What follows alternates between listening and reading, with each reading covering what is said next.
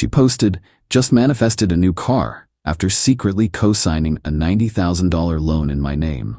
I commented, "Congrats." Then I called the bank, proved the signature was forged, and had the car repossessed from her office parking lot. Her manifestation turning into a walk of shame. I, 33 male, found out about my sister's manifestation the same way everyone else did. Instagram. Friday afternoon, scrolling during lunch break. There's Brianna, 30, posing next to a brand new BMW X7. White with tan interior, chrome package, the works. Caption read, "Manifested this beauty into my life. The universe provides when you trust the process. Blessed, law of attraction, new whip." Comments were full of, "OMG, congrats, and you deserve it, queen." I commented too, "Congrats, looks amazing," because it did look amazing, and I was genuinely happy for her. Figured she'd saved up or gotten a great deal. Brianna works in marketing, makes decent money. Maybe she'd been putting aside more than I thought. Then Monday morning I got an email from my bank. "Important update regarding your recent auto loan application." My stomach dropped. I hadn't applied for any auto loan. Opened it. "Congratulations on your approval for an $89,500 auto loan through our preferred lender, AutoNation Credit Union. Your first payment of $1,047.23 is due November 15th. $89,000. Called the bank immediately. Waited on hold for 12 minutes that felt like 12 hours. "Hi, I received an email about an auto loan I didn't apply for." The rep, sounded like her name was Michelle, pulled up my account. "Let me see. Yes, Mr. Hayes, the loan was finalized last Thursday. Paperwork shows you co-signed for Ms. Brianna Hayes. Is that not correct?" "No, it's definitely not correct. Brianna's my sister, but I never co-signed anything." Typing sounds. The application was submitted digitally with electronic signatures from both parties. The dealership verified ID and I never went to any dealership. I never signed anything. Long pause. "Sir, if you're claiming this is fraud, you'll need to file a police report and contact our fraud department." Got transferred 3 times. Finally reached someone in fraud. Dennis. Very professional, very serious. "Mr. Hayes, these situations are unfortunately becoming more common. Family members using shared information for unauthorized financial activity. Do you have access to your recent tax returns, pay stubs, or banking statements?" "Yes, why?" "Those documents would have been necessary for the loan application. Someone had to provide them." That's when it clicked. Last year, Brianna had helped me organize my home office. Said she was getting into minimalism and wanted practice. I'd been grateful. My filing system was a disaster. She'd spent an entire weekend sorting through my paperwork, scanning important documents for backup, organizing everything into labeled folders. She'd scanned everything: tax returns, bank statements, pay stubs, my social security card, my driver's license. I think I know how she got the documents. That would explain it. I'll need you to come in tomorrow morning with ID and file a formal fraud complaint. We'll also need that police report. Hung up and just sat there. My own sister, the one I'd helped move apartments 4 times, the one who crashed at my place for 3 months when her last relationship imploded, the one I'd loaned $3,000 to last year that she'd totally pay back soon. She'd stolen my identity for a luxury SUV and posted it on Instagram like it was a spiritual achievement. Called her. Straight to voicemail. Texted, "We need to talk about the car." 3 hours later, "OMG, did you see it? Isn't it gorgeous? We should go for a drive this weekend." Me. "Did you use my information to get the loan?" Dots appeared. Disappeared. Appeared again. "Brianna, I can explain. Can we talk in person?" Me. "Yes. My place. Tonight, 7 p.m. She showed up at 7:30, carrying takeout Thai food like this was a casual hangout. "Hey, got your favorite pad Thai. Extra peanuts." "Sit down, Brianna." She sat on my couch, still smiling, still acting like nothing was wrong. "So about the car. You forged my signature on an $89,500 loan without my knowledge or consent. That's identity theft and fraud." Her smile faltered. "Okay, I know it looks bad." "It doesn't look bad. It is bad. But I had to. They wouldn't approve me a loan because of my credit from that stupid credit card thing last year. And I needed a reliable car for work. My Civic was dying and clients were judging me. Do you know how hard it is to build trust in marketing when you're showing up in a beat-up 2009 Honda? So you committed fraud." I borrowed your credit. That's different. And I'm making the payments, obviously. You won't have to pay anything. You can't afford $1,847 a month. You still owe me $3,000 from last year. That's different. I was going through a rough patch. Things are better now. I got that promotion. Your promotion was from junior marketing coordinator to marketing coordinator, maybe an extra $300 a month after taxes. She set down her pad thai, defensive now. Why are you being like this? I'm your sister. Family helps family. Family doesn't steal from family. I didn't steal anything. The car's in my name. I'm making the payments. I just needed your credit score because mine was temporarily low because of circumstances beyond my control. You maxed out 4 credit cards buying courses on manifestation and spiritual coaching. Those were investments in myself, and they worked. I manifested this car. The delusion was breathtaking. You didn't manifest it. You forged my signature. The universe provided the opportunity. I just took aligned action. Get out. What? Leave. And get a lawyer. Because I filed a fraud claim with the bank today, and I'm filing a police report tomorrow. Her face went white. You're not serious. Completely serious. But I'm your sister. You'd really have me arrested. You really stole my identity. I borrowed your credit for something I'm paying for. How is that stealing? Because I never agreed to it. Because my name's on a loan I didn't sign. Because my credit score is now tied to your ability to make payments. Because in 6 months, when you can't afford it anymore, they'll come after me. She stood up, angry now.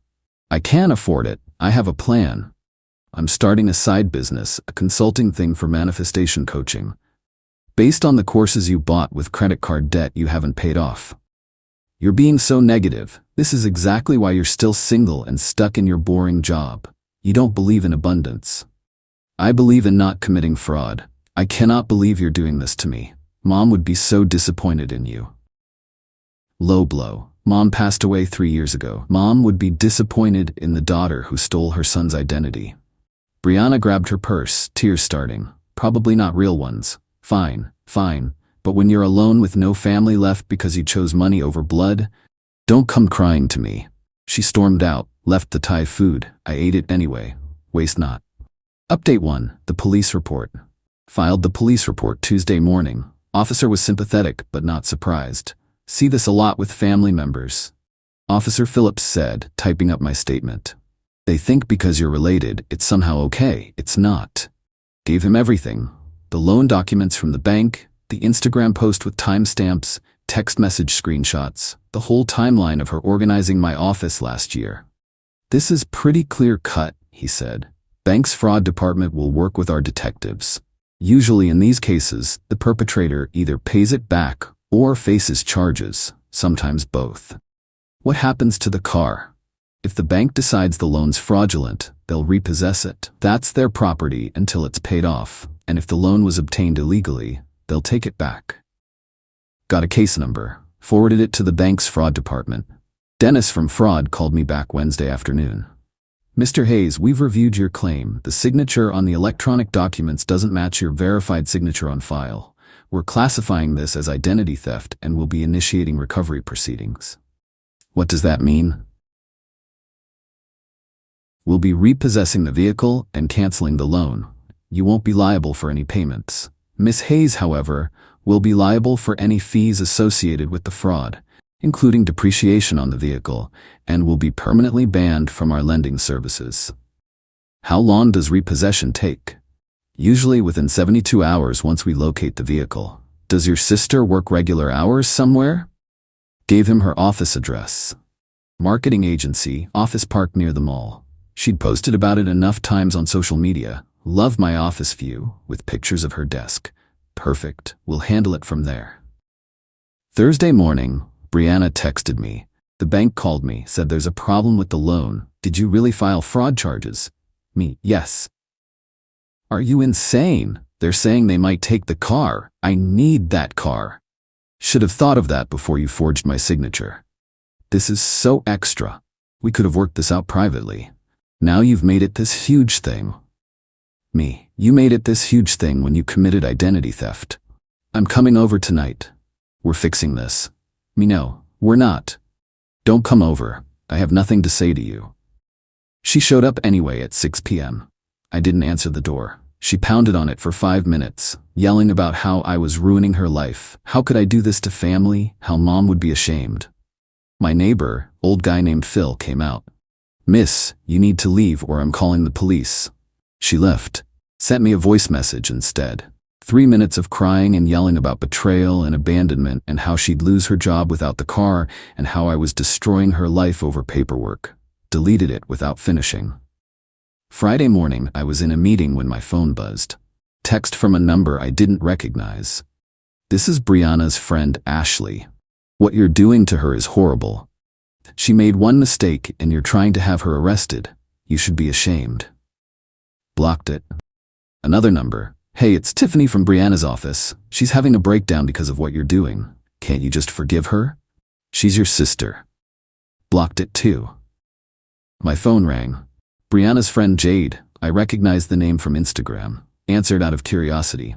"You're really going through with this?" Jade demanded. "Having your own sister's car repossessed?" "She stole my identity. She borrowed your credit. She was going to pay for it. Then she should have asked first. You would have said no." "Exactly. You're a terrible brother." She's been sobbing all morning. Her therapist had to fit in an emergency session. Maybe her therapist can explain why identity theft is illegal. "You're being vindictive and cruel." Hung up. Blocked her number. The entitlement was unreal. Brianna had assembled a whole support system of enablers who genuinely believed she'd done nothing wrong. Update 2. The repossession. Got the call Monday afternoon. Dennis from the bank. "Mr. Hayes, just wanted to let you know, the vehicle was recovered this morning at 9:15 a.m. from the address you provided." Miss Hayes was present during the repossession. There was an incident. What kind of incident?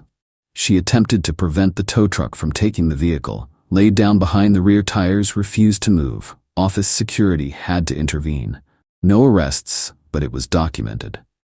"Oh, Brianna, the vehicle's at our impound lot. The loan's been voided in your name. You're clear. Miss Hayes owes $4,200 in fees, depreciation, repossession costs, administrative fees. She has 30 days to pay or we pursue collections."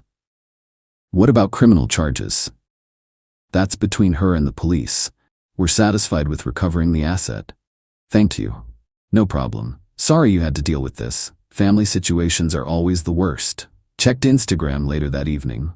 Brianna's account was private now, but mutual friends were sharing screenshots. She'd posted a video. Her, crying in her car, not the BMW, looked like a rental. Mascara running, voice breaking. "I can't believe this is happening. My own brother is trying to destroy me. I made one mistake, trusted the wrong manifestation technique about abundance, and now he's taking everything from me. He had my car stolen from my office parking lot while I was in a meeting. Do you know how humiliating that was? Getting a call that there's a scene outside with a tow truck, walking out to see my beautiful car being taken away, having all my coworkers watch." Comments were split. Half were supportive. "You deserve better. Family should forgive. This is so toxic." The other half was calling her out. "Wait, didn't you commit fraud? That wasn't your car though. You can't manifest someone else's credit score." Her friend Ashley commented, "Stay strong, babe. The universe is testing you. This is just a lesson in letting go of toxic people." Tuesday morning, Brianna's dad called. "Dale. We have different dads. He left when she was young, barely involved. He calls maybe twice a year. You really had your sister's car taken away?" "Her car that she bought with a fraudulent loan in my name, yes. She told me you were being difficult about some loan mix-up." "It wasn't a mix-up. She forged my signature." "Families work things out privately, son. You don't get lawyers and cops involved." "I'm not your son, Dale, and when family commits felonies, yeah, you do get cops involved. Don't be smart with me. She's your sister. Your only sister. You want that relationship destroyed over a car?" "She destroyed the relationship when she stole my identity. The car's just evidence." You young people are so sensitive nowadays. In my day, we handled things like men. We didn't run crying to the police. In your day, identity theft wasn't as easy, hard to forge signatures before everything went digital. You're being purposely difficult. And you're defending fraud because you don't want to admit your daughter's a criminal. He hung up, probably for the best. Wednesday, my doorbell rang at 7 a.m. Opened it to find Brianna looking like she hadn't slept. No makeup, hair in a messy bun, eyes red. "Please," she said, quieter now, desperate. "Please just talk to me." Against my better judgment, I let her in. She sat on my couch, hands shaking. "They're going to press charges. The detective called me yesterday, said the evidence is clear and they're recommending prosecution." "Do you know what this means? A criminal record. I could lose my job. I'll never get another car loan. This will follow me forever." "You committed a crime. Crimes have consequences." I know I messed up, but I didn't think it was that serious. People co-sign for family all the time. When they agree to co-sign, not when you forge their signature. I thought you'd be okay with it once you saw I was making payments. I thought we'd laugh about it eventually, like remember when I borrowed your credit? I didn't mean to hurt you. The thing is, she genuinely seemed to believe that. In her mind, she'd just taken a shortcut, not committed fraud. "Brianna, you scanned my documents, you forged my electronic signature, you lied to a bank. You put my credit at risk, you posted it on social media like an accomplishment. At what point did you think I'd be okay with any of that?" I panicked. My car was dying, I needed something reliable, and my credit was bad because of stupid decisions I made before. And you have such good credit, and I thought I could fix it before you noticed. How? The payments were $147 a month. You don't make enough for that.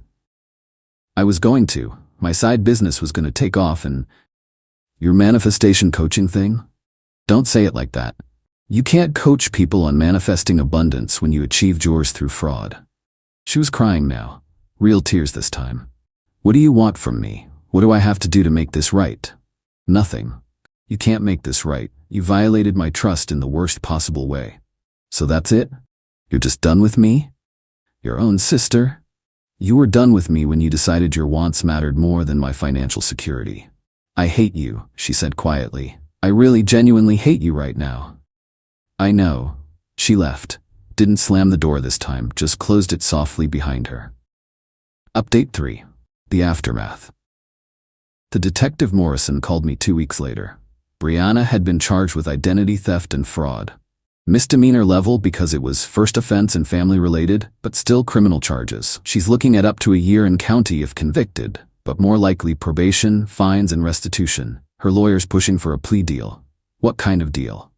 Guilty plea to reduced charges, 2 years probation, community service, $5,000 in fines and restitution to you, and mandatory financial counseling. No jail time. And if she doesn't take it, goes to trial. With the evidence we have, she'll lose. Might get harsher sentencing. She took the deal. Pled guilty in court 3 weeks later. I didn't attend. The prosecutor said I didn't need to. Got a check 2 months later. $5,000 made out to me with a payment plan attached. She'd be paying $200 per month for the next 25 months. No note, no apology, just the check and the payment schedule. Her Instagram went dark after the guilty plea. Ashley posted something vague about sending love to those going through difficult times, but no specifics. Tiffany from her office unfriended me on Facebook. Jade blocked me. Dale called once more, drunk, yelling about how I'd destroyed his daughter's life. I let it go to voicemail. Deleted it without listening past the first 10 seconds. The weird part is how many people sided with her. Distant cousins reaching out to tell me I should have handled it within the family. Former co-workers of Mom's saying she'd be heartbroken to see us like this. Random people from Brianna's life I barely knew, all with opinions about my choices. But an equal number supported me. My close friends, my co-workers who heard the story, even my upstairs neighbor who'd heard Brianna's door-pounding incident. "Your sister sounds exhausting," my friend Leo said over drinks. People like that never think rules apply to them. He wasn't wrong. My credit score dropped 12 points from the fraud inquiry, but recovered within 3 months. The bank marked it as identity theft on my credit report, so no long-term damage. Financially, I came out ahead. $5,000 in restitution, plus not having to pay an $89,500 loan. But emotionally, that's miss having a sister.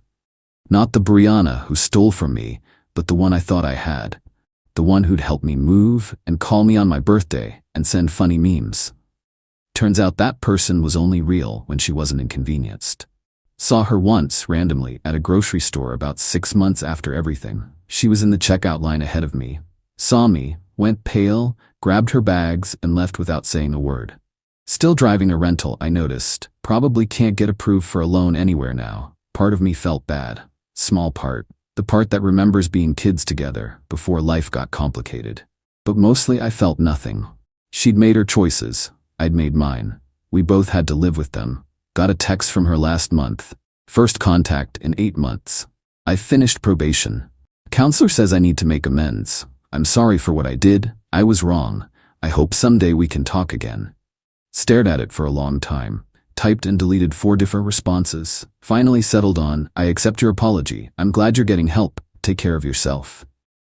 She replied, that's it? Me, that's it? No response after that.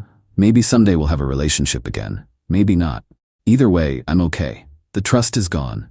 Can't manifest that back, no matter how much she might try. She wanted abundance, wanted the universe to provide. Instead, she learned that shortcuts have consequences, that fraud isn't manifestation, that family doesn't mean permission. Her manifested BMW lasted exactly 6 days before reality caught up. The universe provided. All right, just not what she expected. And me? I'm doing fine. Credit's clean, sister's alive and staying out of trouble, and I learned a valuable lesson about trusting people with my paperwork. Also learned to shred everything. Got a heavy-duty paper shredder. Best $80 I ever spent. Life goes on. Drama fades. The story becomes just another weird thing that happened. Another lesson learned. Brianna's still blocked on social media. Probably always will be. Don't need to see her manifesting her next bad decision. Sometimes family isn't worth keeping. Sometimes blood isn't thicker than fraud. And sometimes the best revenge is just letting consequences happen naturally.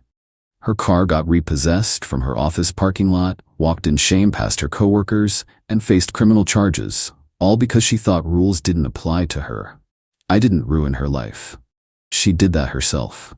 I just refused to enable it.